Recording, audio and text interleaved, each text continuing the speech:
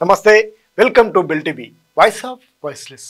ఇక మిర్యాలగూడ మార్కెట్ పై కాంగ్రెస్ మల్ల గుల్లాలు పడుతుంది. ఇప్పటికే అనేక మంది తమకు పదవిని ఇవ్వాలంటూ ఒత్తిడి చేస్తుండడంతో ఇక కాంగ్రెస్ పార్టీలో మార్కెట్ కమిటీ ఆశిస్తున్న వారి సంఖ్య చాంతాడైందట.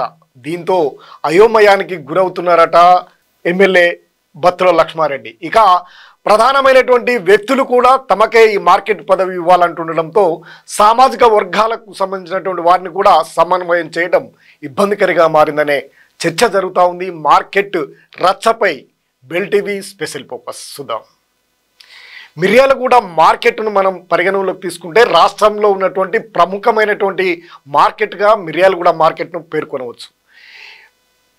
ఎమ్మెల్యే తర్వాత మున్సిపాలిటీతో సమానమైనటువంటి పోస్టు ఏదైనా ఉందంటే అది మార్కెట్ కమిటీ కావడంతో ప్రధానంగా ఉన్నటువంటి బిఎల్ఆర్కు అత్యంత సన్నిహితంగా ఉన్నటువంటి వారంతా కూడా ఆ పదవిని తమకు ఇవ్వాలంటూ ఆశిస్తుండడంతో ఇప్పుడు అందరి ఆసక్తికరంగా మారింది మిర్యాలగూడ మార్కెట్ పైనే కీలకమైనటువంటి నాయకులందరూ కూడా కన్ను వేయడంతో ఇప్పుడు జనరల్ మహిళకు అది కేటాయించడంతో ఇప్పుడు రెడ్డి సామాజిక వర్గానికి సంబంధించినటువంటి వారికే ఇవ్వాలంటూ ఆ సామాజిక వర్గానికి చెందినటువంటి నాయకులంతా కూడా బలంగా తమకు ఇవ్వాలంటూ ఎక్కువ సంఖ్యలో కోరుతున్నటువంటి నేపథ్యంలో బీసీలకు ఇవ్వాలంటూ బీసీ నాయకులు కూడా ముందుకొస్తున్నటువంటి పరిస్థితి. బత్తుల లక్ష్మారెడ్డి గెలుపు కోసం బత్తుల లక్ష్మారెడ్డిని రాజకీయాల్లోకి తీసుకురావడం, రాజకీయంగా ఆయనకు లబ్ధి అయ్యే విధంగా చేసినటువంటి తమకే ఇవ్వాలంటూ వారు పట్టుబడుతుండడంతో ఇప్పుడు రచ్చరచ్చగా మారింది.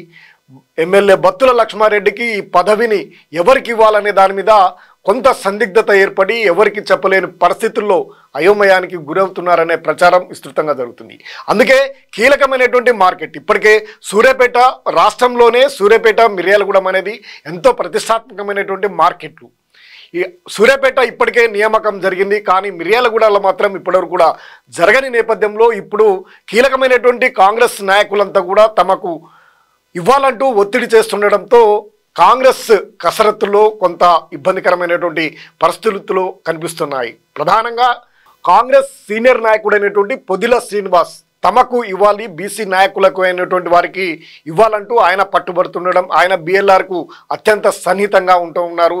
బిఎల్ఆర్కు టికెట్ వచ్చిన దగ్గర నుండి ఇక ప్రధానంగా గాయం ఉపేందర్ రెడ్డి కూడా ప్రధానంగా కోరుతా ఉన్నారు. ఇక ఆయనతో పాటుగా గాయం ఉపేందర్ రెడ్డితో పాటుగా అదే సామాజిక వర్గానికి సంబంధించినటువంటి వారు జనరల్ కేటగిరీకి వచ్చినందున తమ భార్య సతీమణులకు టికెట్ ఇవ్వాలంటూ విస్తృతమైనటువంటి పోరును చేస్తున్నట్టు తెలుస్తూ ఉంది. ప్రధానంగా ఆ కౌన్సిలర్లు అయినటువంటి జలంధర్ రెడ్డి, సుచరితా రెడ్డి, అదేవిధంగా వెంకట్ రెడ్డి, శేఖర్ రెడ్డి, ఇంకా దైదా సంజీవ్ రెడ్డి, బత్తుల లక్ష్మారెడ్డికి తానే కుడి ఎడమంటూ చెప్పుకుంటున్నటువంటి చిలుకూరి బాలు కూడా కోరుతా ఉన్నారు. అదేవిధంగా దేవేందర్ రెడ్డి, కసిరెడ్డి, వెంకట్ రెడ్డి వీరంతా కూడా తమకు మార్కెట్ పదవిలో అవకాశం కల్పించాలని డిమాండ్ చేస్తూ ఉన్నారు. బత్తుల లక్ష్మారెడ్డికి సన్నిహితంగా ఉండి ఆర్థికంగా అదేవిధంగా రాజకీయ పరంగా కూడా పూర్తి సపోర్టుగా ఉన్నటువంటి తమకే ఇవ్వాలంటూ వారంతా పట్టుబడుతుండటంతో ఇప్పుడు అయోమయ పరిస్థితిలో బిఎల్ఆర్ ఉన్నారనే చర్చ జరుగుతున్నటువంటి పరిస్థితుల నేపథ్యంలో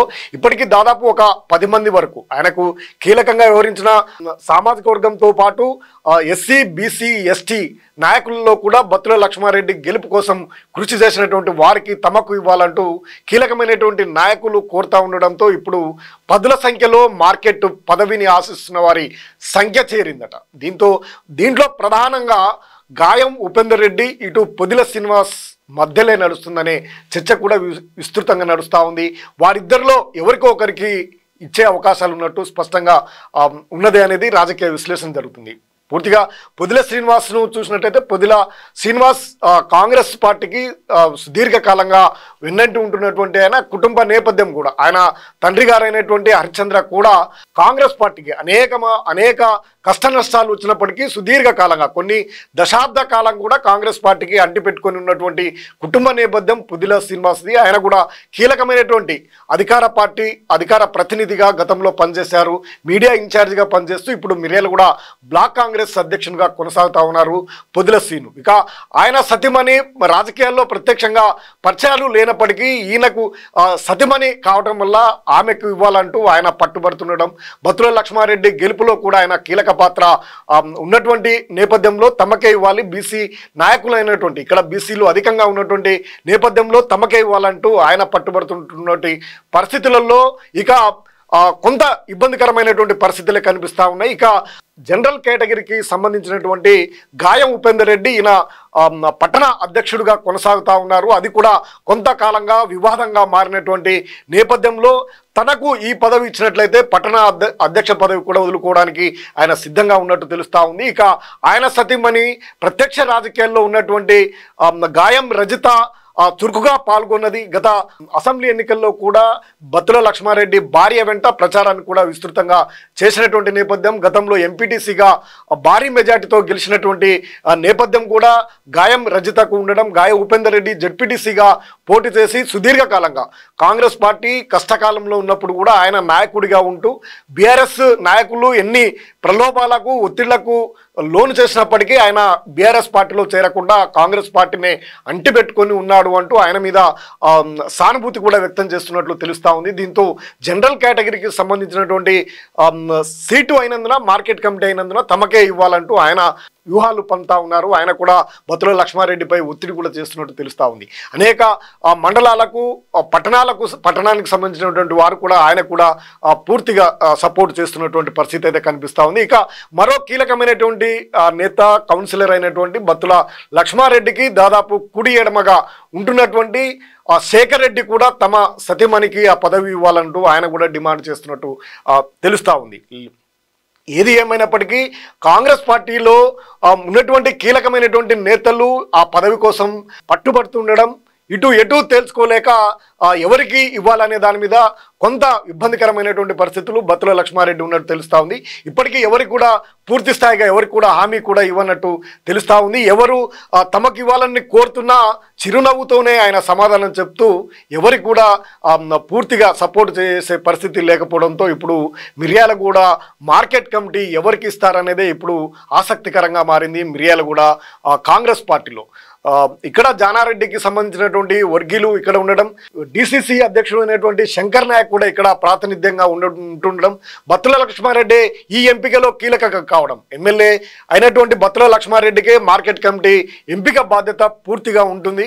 ఆయన ఎవరికి నిర్ణయిస్తే, ఎవరికి ఇవ్వదలుచుకుంటే వారికి ఇచ్చే అవకాశం ఉంటున్నటువంటి నేపథ్యంలో అన్ని గ్రూపులను కలుపుకొని అందరినీ సమన్వయపరుచుకొని ఎక్కడ వ్యతిరేకత రాకుండా ఉండేటువంటి వారిని బరిలోకి తీసుకురావాలనే ఆలోచన చేస్తున్నట్టు తెలుస్తూ ఉంది. అదేవిధంగా ఒక సామాజిక వర్గానికి ఎమ్మెల్యే తర్వాత కీలకమైనటువంటి పోస్టు ఎమ్మెల్యేగా బత్తుల లక్ష్మారెడ్డి సామాజిక వర్గానికి ఉండటం, ఇక మిగిలినటువంటి వారికి సెకండ్ ప్రాధాన్యతగా బీసీ సామాజిక వర్గానికి ఇవ్వాలనే ఒక విశ్లేషణ కూడా జరుగుతున్నటువంటి నేపథ్యంలో పొదిల శ్రీను సతీమణికి ఇచ్చే అవకాశం ఉందనేది కూడా మరో విశ్లేషణ కూడా జరుగుతూ ఉంది. కానీ జనరల్ టికెట్ అది జనరల్ మహిళకు ఇవ్వాల్సినటువంటి కేటగిరీలో జనరల్కే ఇవ్వాలి, మళ్ళొకసారి మాకు అవకాశం రాదు అంటూ జనరల్ కేటగిరీలో ఉన్నటువంటి నేతలతో కూడా ఏకమై ఎవరినో ఒకరి పేరు సూచించే అవకాశం ఉంది. వీరందరూ కలిసి కూడా దాదాపు గాయం ఉపేందర్ రెడ్డి సతీమైనటువంటి రజితకే సపోర్ట్ చేసే అవకాశం ఉండడంతో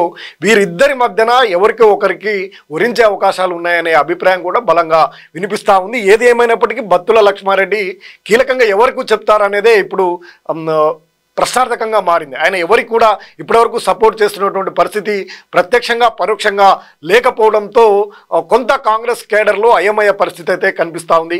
ఇక డైరెక్టర్ పోస్టులు కూడా ఎవరికి ఇస్తారు, జానారెడ్డికి సంబంధించినటువంటి వర్గీయులకు ఇస్తారా, లేదా బత్తుల లక్ష్మారెడ్డికి ఉన్నటువంటి ఆయన వర్గానికి ప్రాధాన్యత ఇస్తారా అనేది కూడా ఇప్పుడు ఆసక్తికరమైనటువంటి చర్చ మిర్యాలగూడ కాంగ్రెస్లో చోటు చేసుకుంది. గత కొంతకాలంగా జానారెడ్డి వర్గానికి ఇటు బత్తుల లక్ష్మారెడ్డి వర్గానికి వైర్యంగా నడుస్తున్నటువంటి పరిస్థితులు, ఎన్నికల్లో అందరూ కలిసి పనిచేసి భారీ మెజార్టీని తీసుకొచ్చినప్పటికీ వారి మధ్యన సఖ్యత కుదరటం లేదు అనే అభిప్రాయం కూడా వస్తూ ఉంది.